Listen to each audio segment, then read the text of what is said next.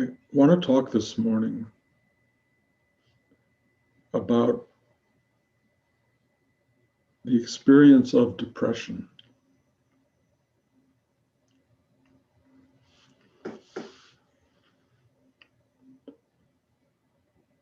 Because I sense that a lot of people are having that in their lives.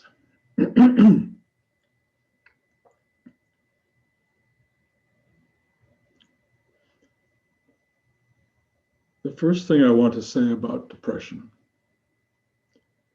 is that it is impermanent, as is everything in the human experience. We can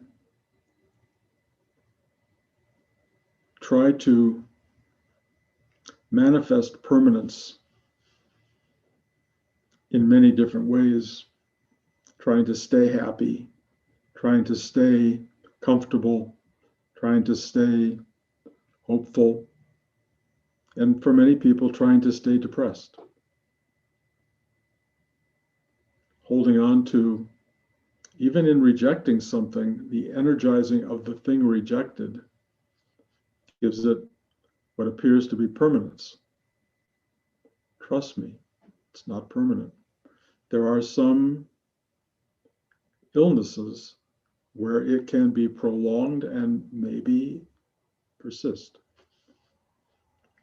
But mostly depression and elation and depression and elation and mid-ground vary in our lives. They come and go. Our minds and our hearts have a particular relationship to that which we don't want. We often get caught by it. We often make such an effort to avoid it that that effort sustains it. We forget that the spiritual journey that everyone who's listening to this talk is participating in is the journey to becoming a witness.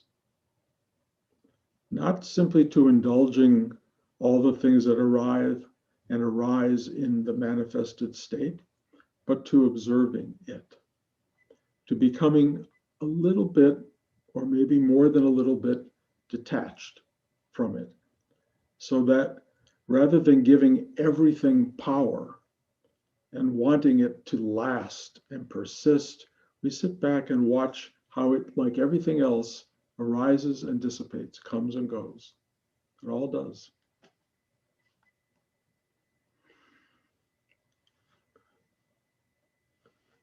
The wonderful thing about a practice, a spiritual practice, is that it begins to give you the power, the capacity to let go, surrender, step back. It's a gift because many people don't have that gift.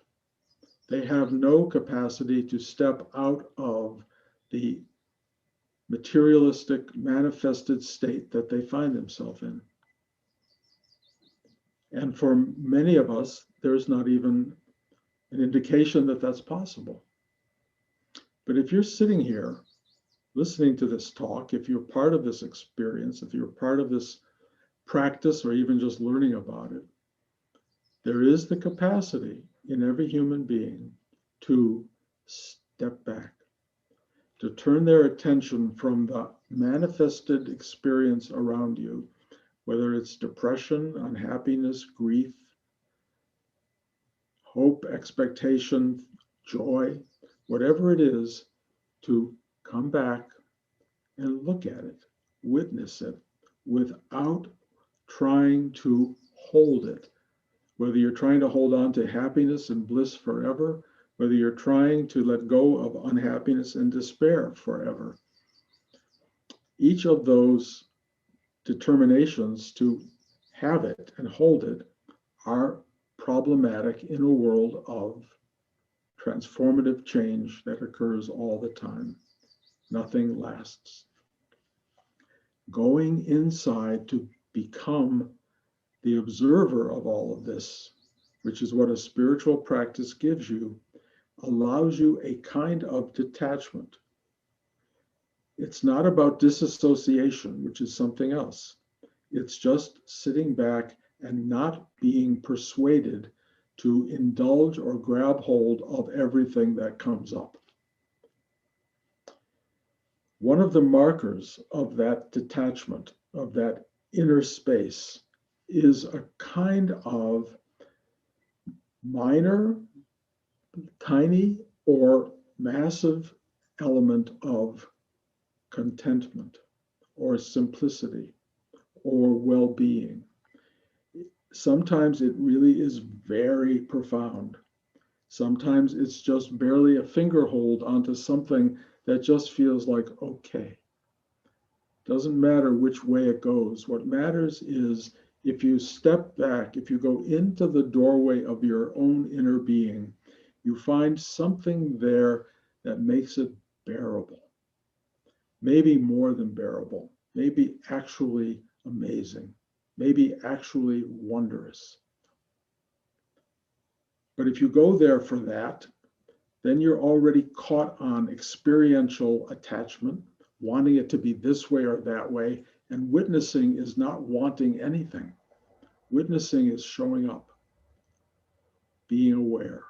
It's observational, but it comes from a place of great ease, if you will, and awareness.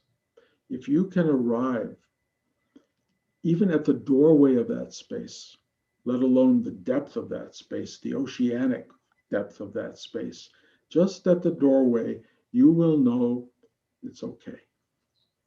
It's okay. You may not know more than that, but knowing it's okay helps you with depression, sadness, grief, elation, joy, all of the things that arise. It helps you not get caught in or indulgent of those experiences. You get to this place where it's okay. And that okayness is an amazing achievement because many people do not have it and they suffer dramatically from the ups and downs, ins and outs of the outer experience. And if you are one of those people who does that or who tends to move toward really big expressions of depression and grief and all of those downward pulls, all I can say to you is take a breath, sit down, ask for help to surrender, and just sit still. And all you have to wait for isn't massive, eternal, awakened bliss. It's just, okay, okay. That okay may not be or feel permanent to you, but it will be enough in the moment to help you see the depression, see the fear, see the anger, see all the stuff that's going on around you with a kind of noble awareness without attachment. You are aware. Now there's a long journey here. And I have experienced in myself as this deepening occurs over the course of the last half century in this practice, this awakening, this expansion of oceanic awareness, if you will, that for me, it still does not provide what I would call permanent anything, including permanent bliss, which was promised by many of the spiritual texts that are all over the place. Many of them from the East. Western spiritual texts promise stuff in the future. Much of the Eastern Buddhist, Hindu texts promise it now. And I'm not saying it's not available and not there. I don't know that as a permanent thing yet because I'm still in some ways, aware of the world of impermanence. But the deepening that I'm experiencing these days has had a very powerful impact. I no longer simply feel the world of Bruce. I just feel the world. And it is a very complicated, manifested space. It used to be that I could watch the news at night and they would give me 5 minutes of the war going on in Israel between the Palestinians and the Jews.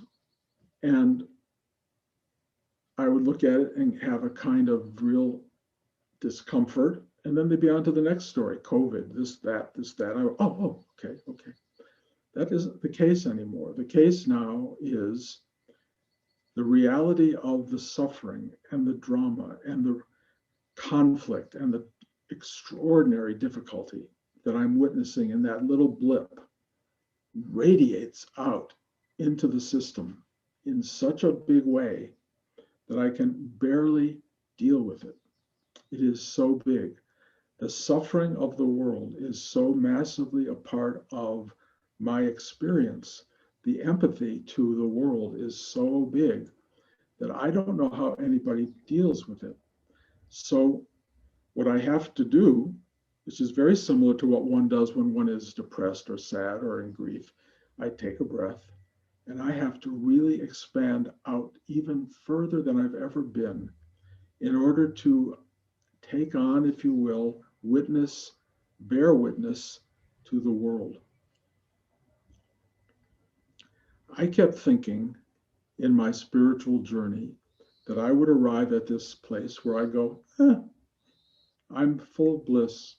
The world is really bliss. Doesn't matter. It's all a dream or whatever it is that happens. And truly, there may be truth to that and people who arrive at that. My experience is I am that.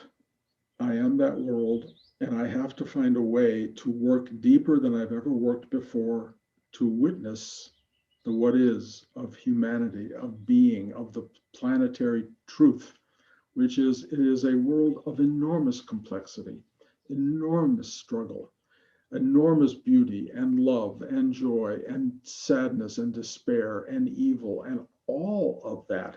And in the famous words of Nisargadatta, I am that. But there's also the practice that Rudy taught me, which you all know. Take a breath. Go inside. Ask for help to surrender. And this very subtle detachment happens. And you become a witness to something that is basically incomprehensible. We cannot understand the world. We can create stories about it. We can adopt other people's descriptions of what the world is, what it's here for, what's waiting for us on the other side. You can find all these places that allow you to rest and relax in your own being, in a sense. It's a kind of detachment. I fear it often goes to disassociation. But really, what it is the witness to the unknowable, the undescribable. And when you start to witness that, certain things start to arise inside you. Or at least, forgive me for saying the word you, I will say the word I. This arises, it feels universal, but something arises that takes in the whole picture, and it feels, before anything else, a kind of wonder and awe at the mere existence of totality. Wonder and awe. I do not get it. I do not get why there is evil in the world, why people are so horrible to one another, why people can be good. I don't understand it, but I know what I feel. An image comes into my mind all the time. It's not a real image in terms of something that I know happened, but it speaks to me so deeply. And that is Jews, probably my ancestors, being loaded onto cattle cars, doors closed, stuffed in, no room to sit, no room to do anything but stand, and being there with no idea of where one is headed, why one is being packed into such a horrible place. And there's, in my mind, an old man standing there next to a mother with a little child who's crying and that he's hungry and scared. And this man, whoever he is, in a way I identify with him, takes the last bit of bread that he managed to bring onto that train, and he hands it to the little boy who's crying, who eats the bread. As a screenwriter, that moment resonates with me. That act of kindness, that deprivation of self for other, that giving in those awful, awful moments has godlike power for me. It is an understanding that in the worst of the worst, goodness and kindness might prevail. And if they do, and if I were writing movies and telling stories about it, that would be the moment that I would want to arrive at. That act of kindness. Most of us are not being packed on trains and being driven to places where we're going to be annihilated. We are just driving around, we're in a car, we're walking around the block, we're going shopping, we're living lives that are not assaulted by that larger truth that in fact is actually unfolding while we're in the car, while we're in the market, while we're walking and sitting in our house. These things are going on in the world. Very powerful, very powerful. My son Ari is a witness to so many of these things. He goes on these strange trips that I do not fully understand. He went to the African country of Burkina Faso just as they were undergoing a revolution. He's gone to Mogadishu, Iraq. He's leaving in 3 days for Jordan. I don't know why he goes to these places. He goes to Guantanamo. He's met with people who've blown up Americans. He's shaken their hands and looked them in the eyes and says, "Dad, you're looking at human beings." I feel nothing but fear about his going to Jordan at this moment in time, right next door to a war that's erupting. There's nothing I can do to stop that. All I can do is take a breath, ask for help to surrender, and allow the world and life to move forward as each complex individual in this world needs to move. We each have to go our way, and we each have to allow the other to go on their journey. This is really hard work.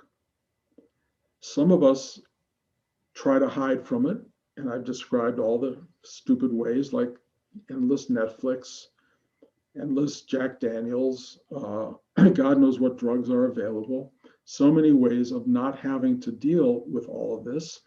And depression comes in and you grab hold of it and it lingers and you start to build a world around it. And that's not the journey that we're on.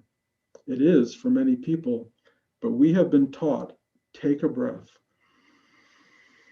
ask inside for help to surrender, step back.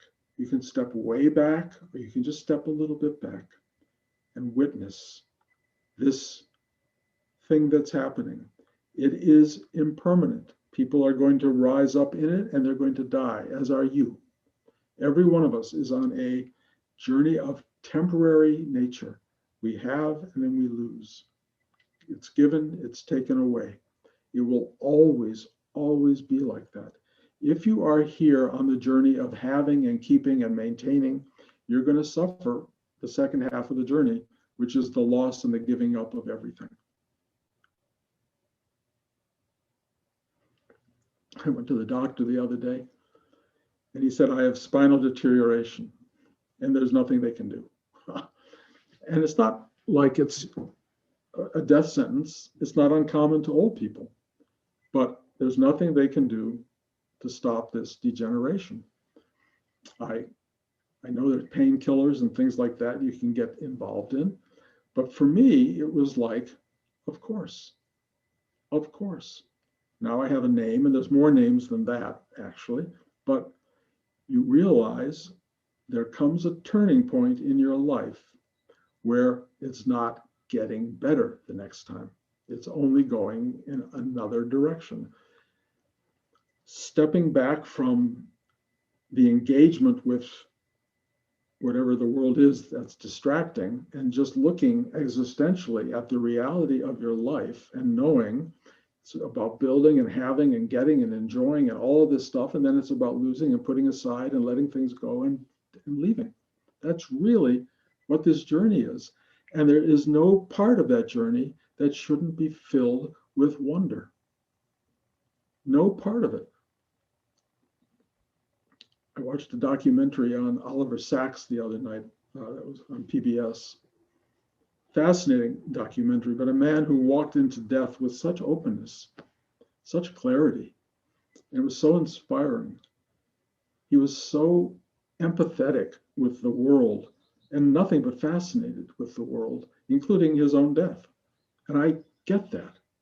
I don't know if I will be as eloquent as he was at the end or if I will be as noble as he was at the end, but I see the process as being so extraordinary. So you wake up in the morning and you're depressed. It is not the end of the world.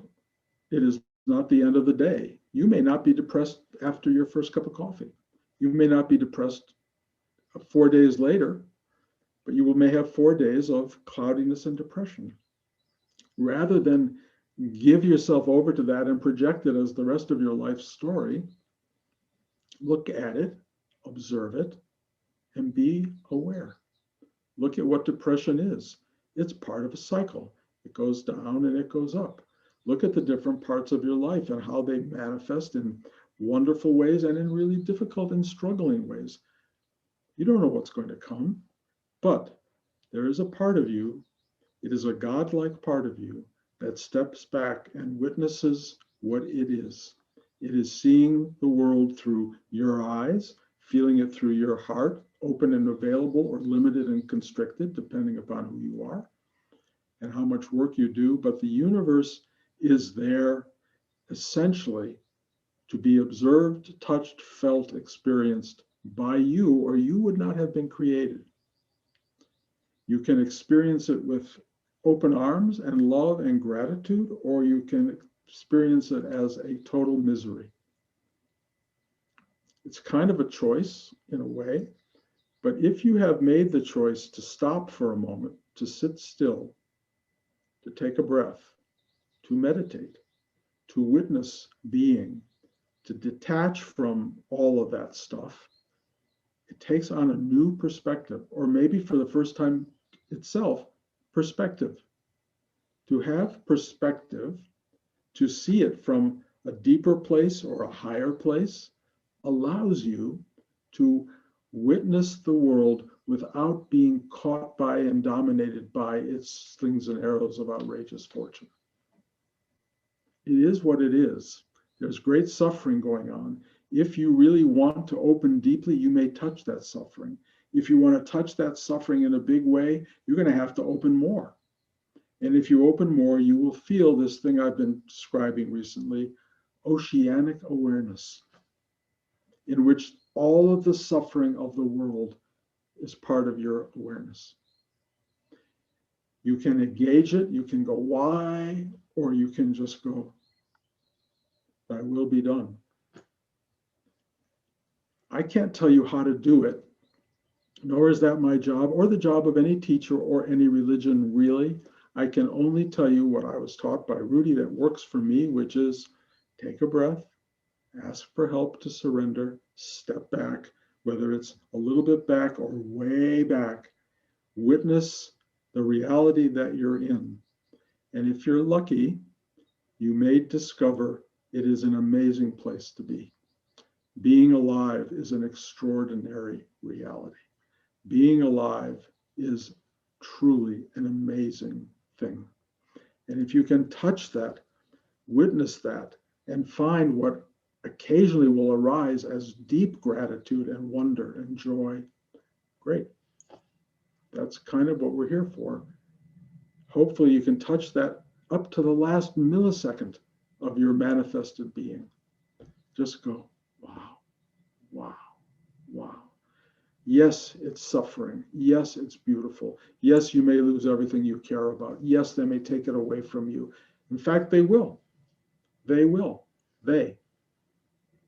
Let it go. Let it go. Let it go. And watch what remains. And what remains is the watcher.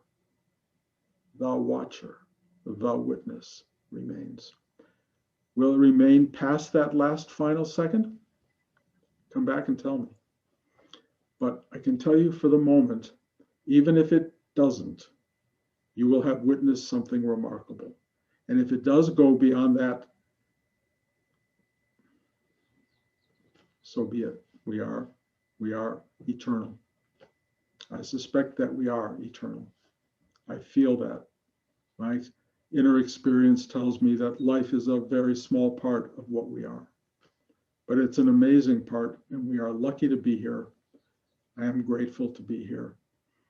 I don't know day to day what it is or how it is or why it is. I have no idea. I used to think I knew. I have read all the texts. I've read all the books. I've had a lot of ideas of it's this or that. Now I've gotten rid of all the books, all the ideas. All I know is, wow, wow. I'm amazed I still talk about it because I don't even know how to put it really into words. But we are witnessing the miraculous every day.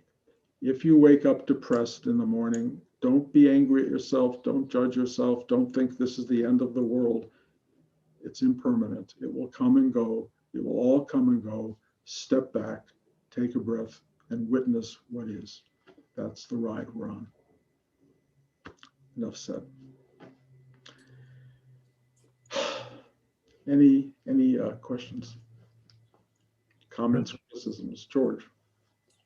Isn't this like the dance of Shiva, that everything is constantly being destroyed and being recreated, and we're looking at good and evil? But Harry goes to see, look at somebody at Guantanamo, and he sees a human being rather than somebody who's destroyed a bunch of people. But Rudy used to say, if you go to jail, nobody's ever guilty. They all had a good reason why they did something. So well, we're all judging everything, but should we? The human mind is not capable of getting this. On the other hand, it's a pretty amazing instrument, and it does get bits and pieces and parts of it. And there are times where having it is really important, knowing it is important. And then there comes a moment, and it's very Taoistic, where you go, nope. And you just start to let go of all the stuff you know. And it is really liberating. Having it as an understanding is very meaningful at a certain moment in time. Letting it disappear is another important moment in the human journey, I think. And all I can tell you is that the less I know, the more is made known in a way. It's not grasped, it's not contextualized, it's not intellectualized. It's just an experience of awareness. And it's amazing. And it is Shiva. It's the dance of Shiva, the creation and destruction over and over. And then we start to find our way to the observational spot where we see what it is and we go, ah. I sent you a video yesterday of these astronauts going into space, and the first vision they see of our planet, they come to the realization that they're part of everything, and not just the planet, but the whole universe. And a couple of them are saying the same thing, and so it must be that is experiential when you leave the Earth or whatever. Well, again, I mean, we're all part of the same thing in reality. We can't all get on that rocket ship, but we can sit down and open ourselves to a rising energy, which will give us a planetary view and a universal view that makes us aware that we're part of something even beyond what the Earth is. And if the Earth exists, all that exists is beyond that. And so we are part of something. And when you know you're part of it and you know you're there, it is astounding just how powerful it is to be united with totality. It's astounding. That's my experience. Anybody else? Kathy. Kathy, you have to put on your little unmute thing. I've had the experience when in a state of great openness of tremendous sadness, sorrow welling up. I mean, oceanic for the whole of the world of existence, out of nowhere. And being compelled to sob and just experience it.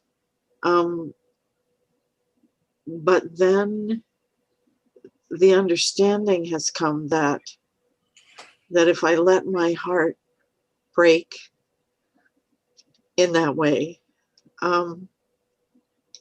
it mends bigger and deeper. There's a deeper understanding and compassion that comes that way. I share that experience. I know that is true.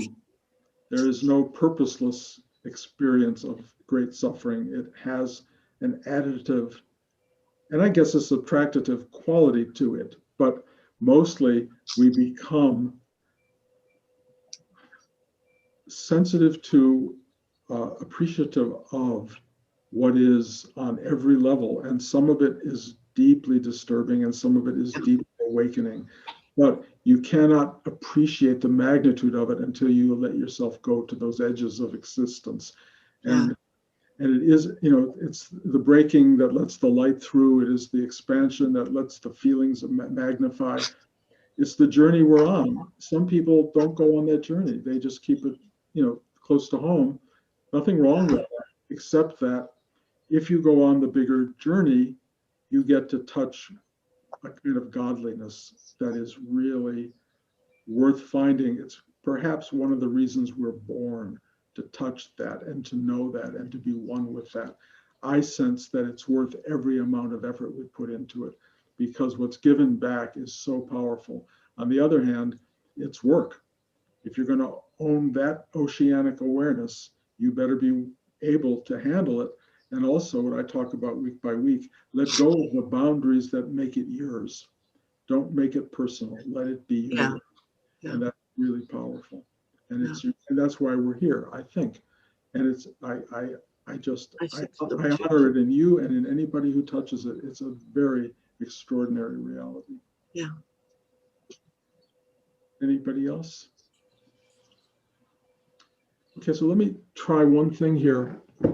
This may be the wrong audience because this is so Middle West and Eastern Coast and West Coast, but I am thinking in 2 weeks now, not next week, which will be the West Coast class, but the week after that of having it back in my home, having it back in the classroom, which is upstairs, somewhat confined. I have one window I can open, and to do it with people who are vaccinated and who want to come. I'm going to send out a note to find out if there are enough people to actually do that and to welcome you back into a sitting space where we can all be together. And I feel a hunger to do that. Because of Zoom, I've opened up this practice now to people on the West Coast every other week. And I think for the time being, I will continue to do that. In other words, I'll have in classes here in Red Hook twice a month and 2 Zoom classes twice a month on the West Coast. And for those of you who are neither on the East Coast or able to get here, I think you can tune into the West Coast classes on the 2 weeks a month that I do them. The only problem being that it might just become too many people, and I don't know that yet. It may be fine, but we'll play that game and see what happens, and then we'll decide whether it works. Another possibility is that I could do part Zoom and part live here in the space that I'm in and see if that works. And I'm open to trying that and seeing if it feels totally artificial or feels like natural. But we're in a new world now, the Zoom world, and I never actually planned to do Zoom classes, and now we're doing them. So I have to honor that as a way of moving forward. So I will be writing to East Coast people soon and letting you know and hearing back from you to see if there's enough people who want to be part of this. And if not, we'll, I guess, keep it as a Zoom experience. But if I can bring people together somehow in my own mind, that has a richness to it that I truly, truly appreciate. So that's going to be what I'm going to attempt. So you'll all hear from me. I just want to give you the heads up that things are going to be changing the next time we're together, which will be in 2 weeks. And I will hope to hear from you, figure out what the best approach is, and let you know when I figure it out. Until then, thank you. Thank you so much for coming today. I tell Blanche every Sunday morning, I can't do this. I don't know how to do this. I don't know what I'm doing. I don't know how to talk about it. I don't know what to say. And of course, luckily, I have nothing to do with it. I just sit down and it tells me what to do and what to say, and it works just fine. But there is a human being in all of this, and a human being, with a degenerative spine and all this stuff going on. And I feel the difference in the aging process. And I don't want to, get into that every week, but it is really transformative. And I don't know where it goes ultimately in terms of the teaching and all of us being together. But as long as we can be together, I want to be together. The other thing I want, and I'll just throw this out as a tiny little seed form, but I think it's important. I want more people to teach. And I'm saying that knowing that Rudy, when I used to ask, can I teach? He said, you're not ready. And I went, so be it. Rudy made teachers who I feel were not ready and who I think were less than perfect teachers. I think so many of you can be, and I would like to see become teachers. You don't have to become teachers of multitudes, if that's your thing, maybe, but what I would like to see is people who can teach a few other people, if need be, who can begin to share this in a way and feel that you have a right to do that and that you've been anointed in a way. So put that in your mind. I don't know what I'm going to do with it or where it will go, but I honestly think what we're doing here can be and should be shared. And you don't have to be a great teacher. I'm a perfect example of a not great teacher who still teaches. And you're all people who can do the same thing, I believe. I don't know if I would have an ability to pull you back if things look like they're going in the wrong direction, but I saw Rudy put people out there that never got pulled back and things continued in their own strange way. So I think it's the universe that will do the work. And all I can tell you is I really do honor you guys. I really do think you are, in your attention to all of this, important, and sharing it is meaningful. So I hope that we will be passing this baton in time. I don't know exactly how it will work, but put it in your brain. You can even write me and say, I want to do it now if you want. But basically, I just want you to know I'm thinking in those terms.